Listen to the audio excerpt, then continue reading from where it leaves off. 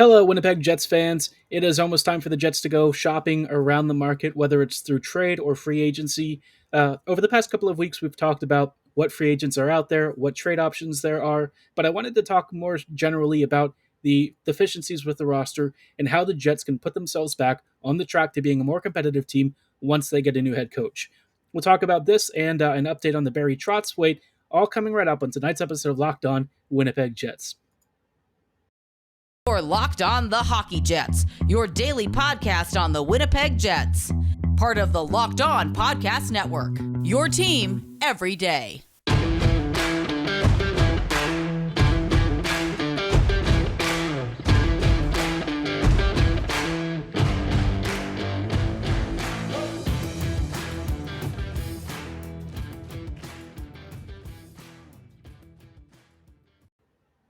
Hey friends, welcome to tonight's episode of Locked On Winnipeg Jets, part of the Locked On Podcast Network, your team every day. I'm your host, Harrison Lee, an avid Winnipeg Jets fan and an online blogger. You can follow me on Twitter at HLLivingLoco and at LO_Winnipeg Jets. Thank you for choosing to make Locked On Jets your first listen of the day every day. If you like what you're hearing, be sure to like, follow, and subscribe on your favorite podcasting platform of choice, including Apple, Spotify, Google, Megaphone, Odyssey, and YouTube. We've got audio and video versions of this podcast available, whether it's at home or on the road, so you can take us wherever you need us. We're there for you every weekday, 24/7. On tonight's episode, obviously there are a couple of topics that I thought would be really worth covering. We have some stuff that I think I wanted to focus on first with the head coaching search for the Jets, and then later I wanted to talk a little bit about the changes that I think need to happen to this roster and what sort of areas of need Winnipeg has in terms of needing to go shopping for maybe some specific player archetypes, some kinds of guys that the Jets don't currently have, and some sort of useful skill sets that I think could really make this team truly competitive in the coming years. And then finally, we'll close out with some thoughts on the upcoming Stanley Cup Final, which should be an absolute dandy based on the matchup that we've got. We'll talk about what I expect from that series. But before we get started, I just wanted to shout out one of our awesome partners. Today's episode is brought to you by BetOnline. BetOnline has you covered this season with more props, odds, and lines than ever before. BetOnline, it's where the game starts. Now, kicking us off, there have been some recent rumblings about the head coaching availability out there. Obviously, Elliot Friedman has been posting different things, Kevin Weeks as well. Some of it's super vague, I'll be honest.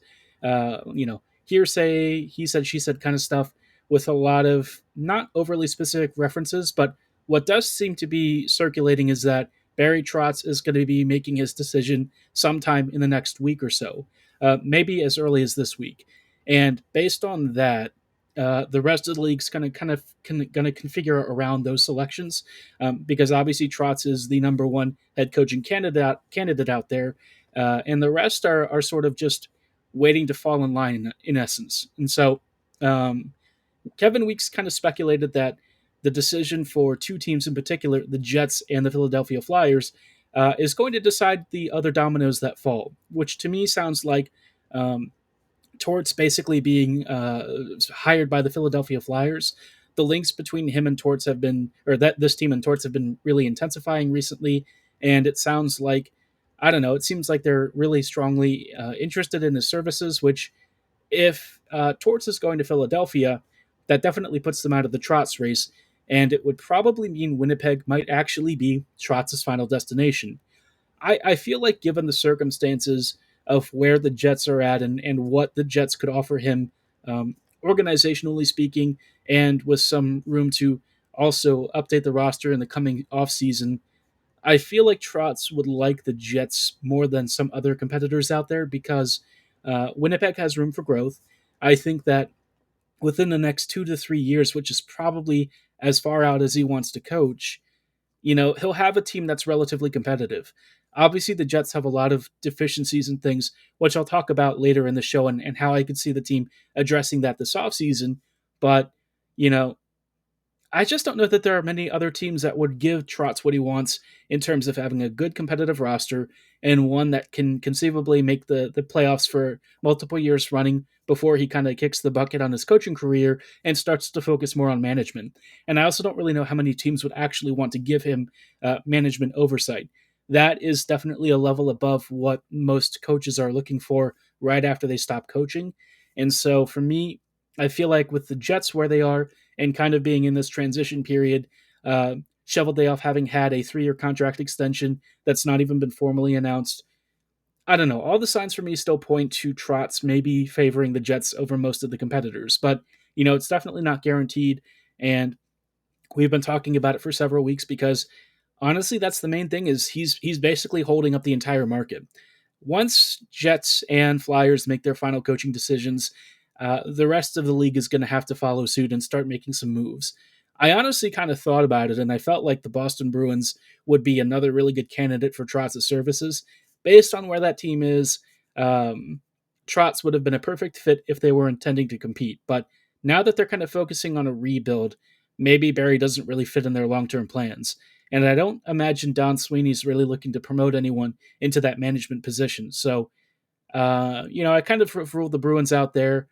In terms of other spots that are looking for head coaches, Detroit would be an option if Trotz wanted to kind of stay stateside and maybe work with a team that has shown some recent promise. It's definitely not perfect, but it is kind of ironic that, of course, they traded for Jakob Vrana, and Vrana and Trotz for a while didn't always get along. So I'd be curious to know what would come out of that relationship.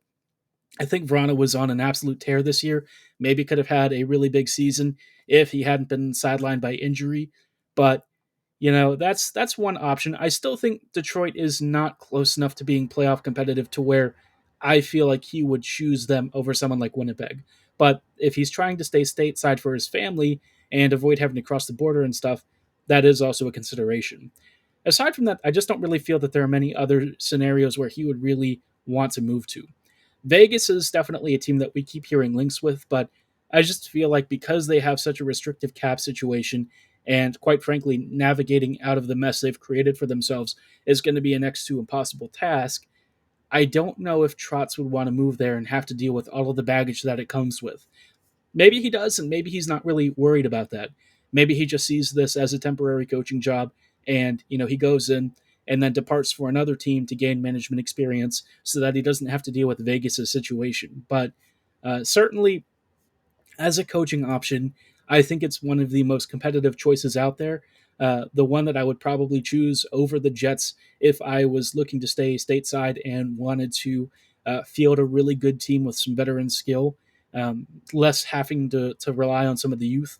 But all that said, I still look at the scenarios and I keep arriving at Trotz to the Jets. I feel like Winnipeg is the most capable team out there of doing all the stuff that he wants. Um, and we're just kind of holding out hope. I still, again, do have other candidates that I would personally prefer, but if we're looking for a veteran coach, Trotz, again, still checks off enough boxes to where I would feel comfortable with that hiring. Now, obviously, with Trotz, there need to be some other changes, more specifically to the roster. And we'll talk about what I feel would make sense here in just a little bit. Before we go any further, though, I do want to shout out one of our other wonderful partners. Our next partner has a product that I use literally every day.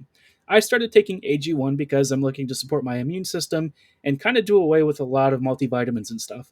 Obviously, when you're taking lots of pills and things, it's difficult to keep track of, and it's just a bit of a hassle and it gets really expensive.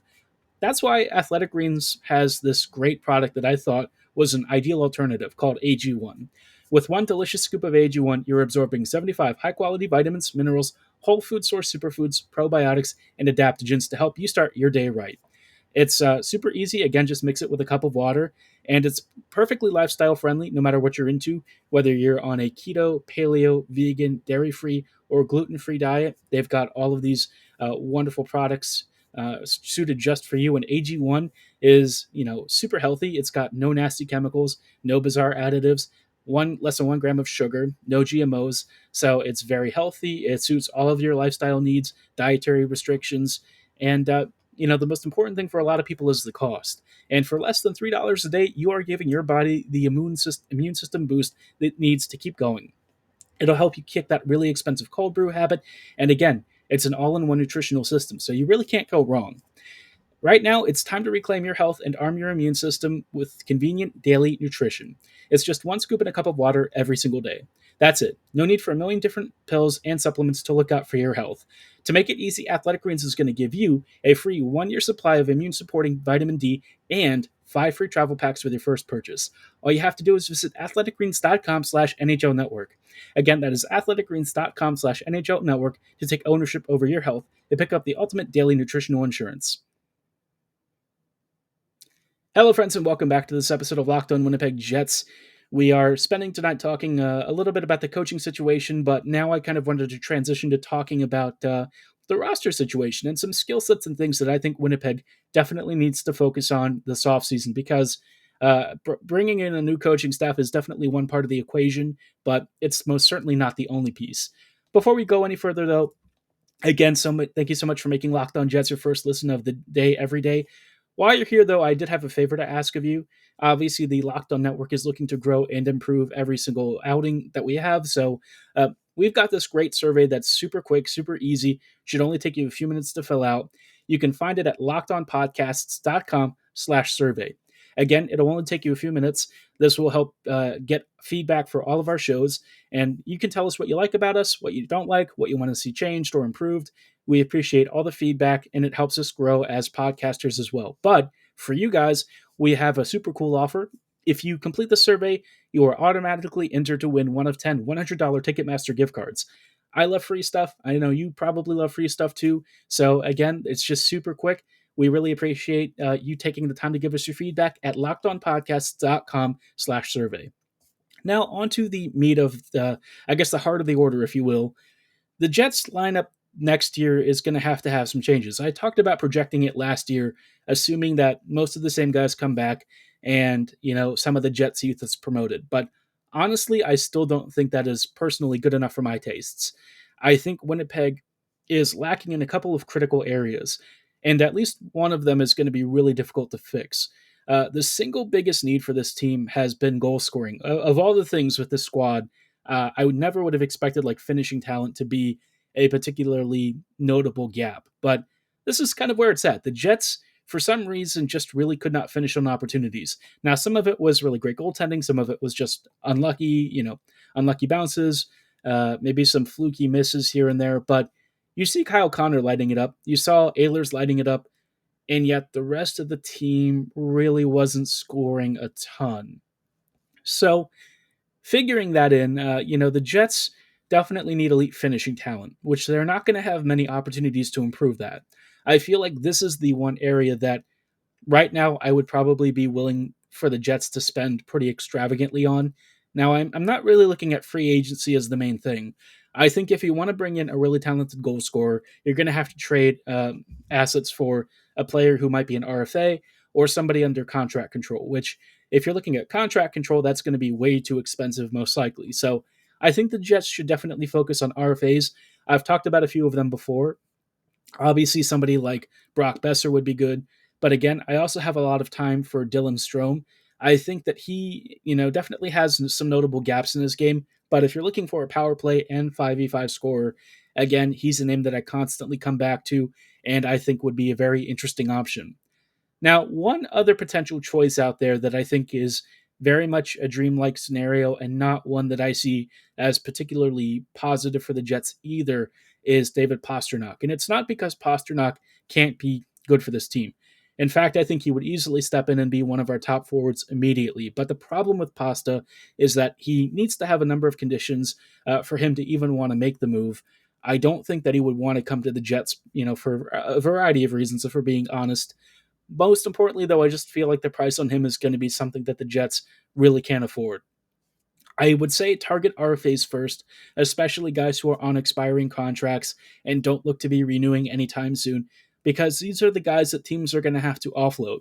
They don't really want to sit there having an asset that's just collecting dust and not really getting them any real value when they could maybe recoup some assets, some picks and stuff, and kind of start over fresh. Especially if the player that they're trying to, figure out what to do with is asking for a massive raise. I mean, if you're not really looking to pay them and sign them long term, then they're basically a paperweight on your team. So Besser, Tkachuk in some alternate universe, any one of these guys would have been a really good idea. I would try to avoid free agency, like unrestricted free agency, as much as possible. I feel like the UFA class this year is going to be really good, but also very old and very expensive. And that's not the direction that I want the Jets to go in. I think you want to look at more prime age players and guys who can, maybe be underrated gems. Strome, Besser, players of this type. And then if you're looking at the defense, maybe some cheaper UFAs to try and fill in the back end. But maybe the other big issue with this team, aside from the goal scoring, is the transition ability. That was definitely lacking this past couple of years. When you have Ehlers being the only one who can really do it consistently, and more recently, I guess Pierre-Luc Dubois in conjunction with a few other guys, it definitely shows that the team just does not have a lot of mobility. Ehlers, every time he's gotten injured, has really created this team's impact, which it's really tough to watch. I mean, when the Jets don't have Nick's skating and zone to zone traversal ability, the Jets are just kind of dead in the water half the time because their defense is not really allowed to be super active. The forwards aren't exactly quick.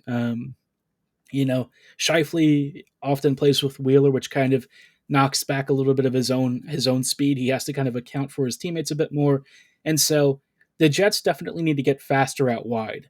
I think you can have slower centers, but you definitely cannot have slower wingers, and that's kind of killing the Jets right now. Puljujarvi obviously is one option that I think would be relatively inexpensive. Maybe you trade like Stanley and some assets for Puljujarvi's rights, especially if he's not really going to be someone Edmonton is keen on bringing him back. Aside from that, there aren't a ton of options here that I would really be after. William Nylander might be a choice, though. I know that Nylander isn't overly popular in some circles, and I feel like it's because a lot of what he does tends to be really under the radar, and also he's on a very stacked team. So people kind of assume that his impact is maybe masked a bit by the fact that he's on such a great squad. I still think that what he does, especially in helping to ferry the puck around, get into good spaces, and open up passing and shooting lanes for his teammates, makes him a really invaluable asset. And I think if you're looking for a guy who can be such a creative force out wide, Willie is honestly one of the best players out there. He has a very similar profile to Nikolai Ehlers. I think stylistically he does it a bit differently. Ehlers definitely likes to kind of turn and burn in perimeter play, and I don't know that Nylander is quite the same player, but again, he's a lot more mobile than some of our current wings. And I think with the Leafs needing to make some roster changes to try and work with the cap space that they've got, maybe Nylander is going to finally fall out of favor. I would kind of be shocked if he ends up getting moved this offseason, but you never know. A lot of crazy things have happened over the past couple of years, and Toronto is going to feel the pressure to try and do something, even if doing something might not actually improve the team. If Nylander is somebody that the Jets trade for, it probably does mean Scheifele's out the door, which Scheifele for Nylander with some changes around with the packages, I could see that being a very interesting swap. I don't know that it would actually happen, but that is a potential trade. I'm sure a lot of people are like, oh, no way. Nylander is nowhere near the caliber of player. And I promise you, there's a lot more under the hood with him than kind of meets the eye. Obviously, his defensive impacts are still not great. But again, if you're looking for a really great creator and somebody who could really help the Jets with transition ability, and you kind of feel like Scheifele is looking for a way out, then this would be the kind of trade you need to make. A really big ticket, big dollar deal, and one that kind of gives the Jets a massive need, while also, it does kind of ding the goal scoring ability a bit. Scheifele is definitely an elite finisher, so if you trade for Nylander, you're going to have to look for some finishing talent somewhere because the Jets can't go down the Canes route of not having elite finishers, but all the playmakers. They definitely need to have some guys who can put it past goalkeepers, especially if they want to have a much better season next year. But I'd be curious to know your thoughts on this. What gaps do you feel the Jets still have? I kind of avoided talking about the defense because I feel like that is mostly obvious, but there are some changes that they could make technically with some external acquisitions. I just don't feel that the market right now is really oriented towards offering the Jets anything they don't already have enough of. So again, let me know your thoughts on Twitter at HLiving, Loco and at LO_Winnipeg Jets, and in the YouTube comments below. Closing us out tonight with the last couple of minutes, I did want to talk a little bit about the upcoming Stanley Cup Finals and kind of what I expect to happen in between Tampa Bay and Colorado in just a little bit. But before we go any further, I do want to shout out one of our partners that I mentioned at the start of this episode, that partner being betonline.net. They are your number one source for all of your betting stats and sports info.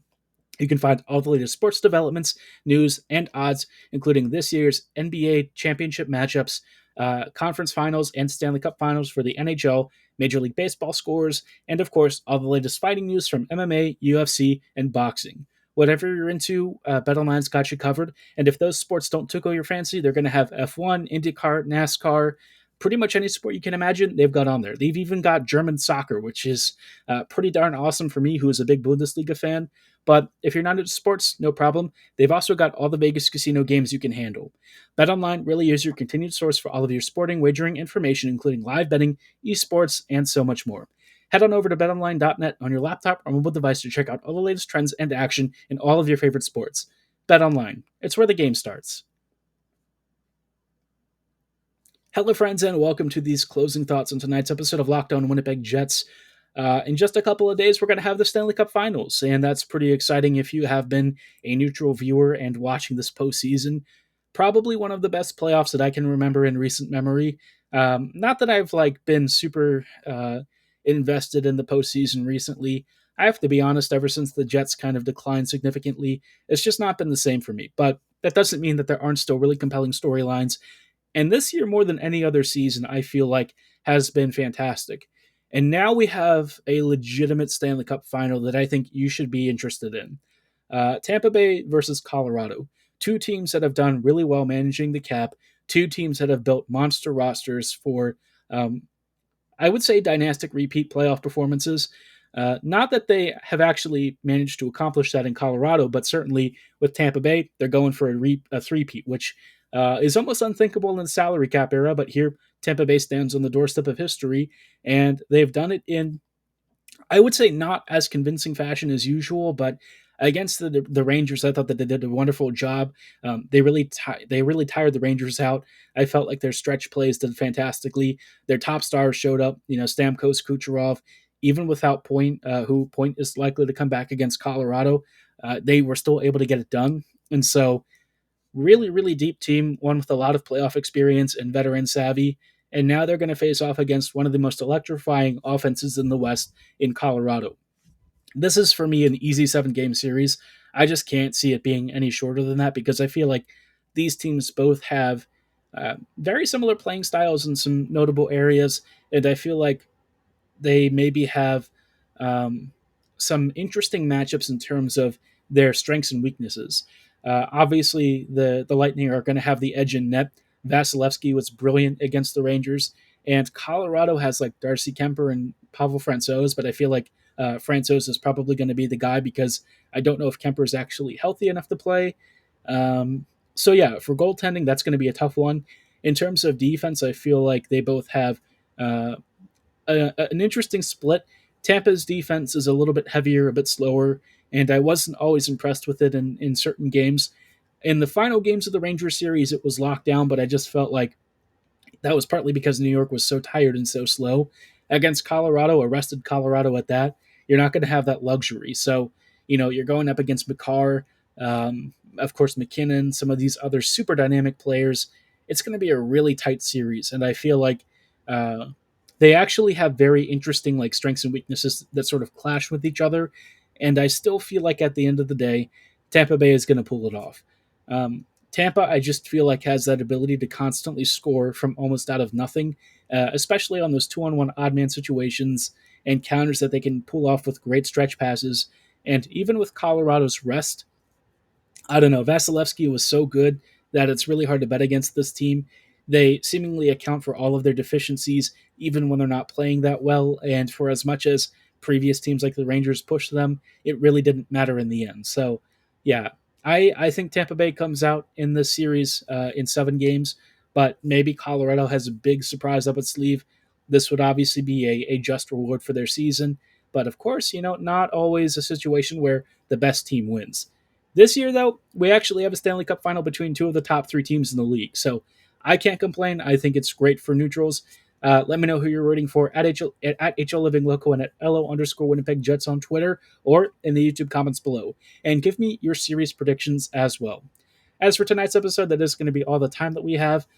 Because of the coaching stuff and some of the Jets updates, I did kind of prioritize this episode over some of the fan feedback, which we're going to be getting to later this week, talking about what direction you want to see the team move in.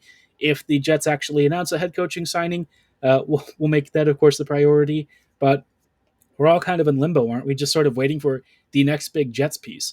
And the draft is definitely looming right around the corner. So we're going to have some more prospect profiles. I need to take a look at Winnipeg's draft picks this year. I don't know how many that they actually have outside of the first round.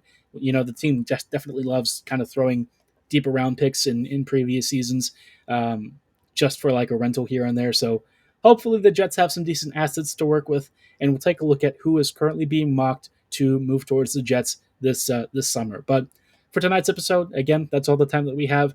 Thank you for making Locked On Jets your first listen of the day every day. While you're at it, be sure to make Locked On NHL your second listen. Locked On NHL covers the playoffs like no other. Hear the latest news and opinions from local experts every Monday through Friday. It's free and available wherever you get your favorite podcasts, so be sure to like, follow, and subscribe. And as always, thank you so much for listening. Have a great night, and go Jets go.